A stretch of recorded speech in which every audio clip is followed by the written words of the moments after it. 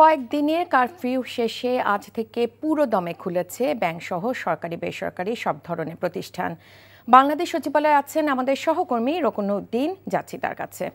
রোকন, সচিবালয়ে যে কর্মচাঞ্চল্য সেটা কি স্বাভাবিক রয়েছে? আর সচিবালয়ের সার্বিক চিত্র আজকে কেমন দেখছেন সে সম্পর্কে আমাদের জানান।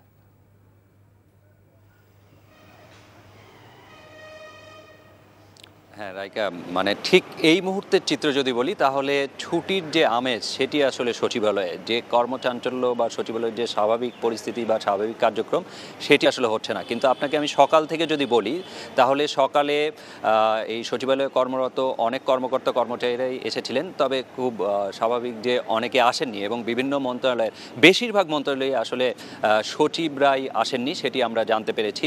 তো তারপরেও বিভিন্ন যে ঊর্ধ্বতন কর্মকর্তারা ছিলেন তারা আসেননি, যারা এসেছেন বেশিরভাগই তার পরের কর্মকর্তা কর্মচারী তারাই এসেছিলেন। কিন্তু এর মাঝেই ঠিক বেলা 11টার পর এক ধরনের ছুটোছুটি আমরা দেখতে পাই সচিবালয়ে যারা এসেছিলেন তাদের মাঝে। তো তারা যখন হঠাৎ করেই আমরা দেখি যে বিভিন্ন সচিবালয়ে যে ভবন আছে সেই ভবন থেকে তারা বেরিয়ে আসছেন, তো তখন আমরা তাদের কাছে জিজ্ঞেস করেছিলাম যে আপনারা হঠাৎ করে এভাবে বেরিয়ে যাচ্ছেন কেন। তখন তারা আসলে আমাদের যেটি জানিয়েছেন যে এক ধরনের গুজবই বলা যায় যে তাদের মধ্যে ছড়িয়ে পড়েছে যে এখানে হয়তো অনেক কিছু হতে পারে। কেউ বলছেন যে হয়তো আগুনের কথা তারা শুনেছেন, কেউ বলছেন ঢিল ছোড়ার কথা শুনছেন, এইরকম অনেক কিছুর কথাই তারা শুনেছেন।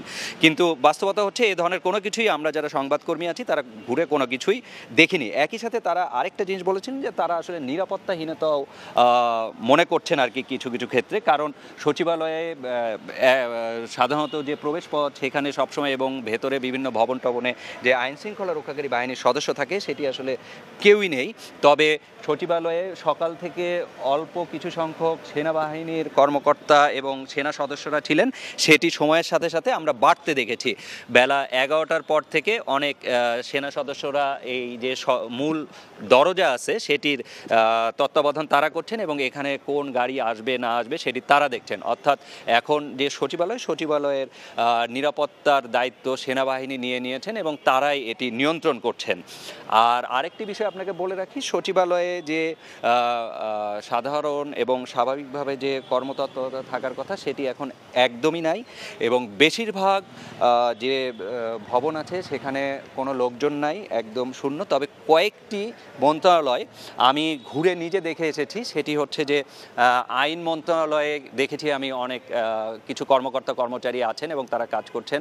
ক্যাবিনেটে যারা বসেন অর্থাৎ মন্ত্রিপরিষদ বিভাগ সেখানে কিছু কর্মকর্তা কর্মচারী আছেন, তারা কাজ করছেন। স্বরাষ্ট্রের যে ভবন সেখানেও আমি দেখেছি কিছু কর্মকর্তা কর্মচারীরা কাজ করছেন এবং আমরা যেটি জানতে পেরেছি যে গুরুত্বপূর্ণ মন্ত্রণালয়ের যে সচিবরা আছেন মন্ত্রিপরিষদ বিভাগের সচিব সহ তারা সবাই এখন বঙ্গভবনে আছেন। যদিও এটি সত্যতা তাদের নিশ্চিত করতে আমরা তাদের কয়েকজনকে ফোনও দিয়েছিলাম, কিন্তু তারা আসলে কেউ ফোন ধরেনি এবং তার যে সহকারী থাকেন তাদেরকেও ফোনের চেষ্টা করেছিলাম জানার জন্য, সেটিও আমরা তাদের কাছ থেকে আসলে জানতে পারিনি যে তারা আসলে বঙ্গভবনে আছেন কিনা। তবে সব কিছু মিলে সচিবালয়ের যে স্বাভাবিক পরিস্থিতি সেটি আসলে তৈরি হয়নি এবং এক ধরনের মানুষের মাঝে যে কি হয় সেই বিষয়টা সচিবালয়ে যারা কর্মকর্তা কর্মচারী আছেন তাদের মাঝেও আছে। রাইকা, জানছিলাম সচিবালয়ের খবর।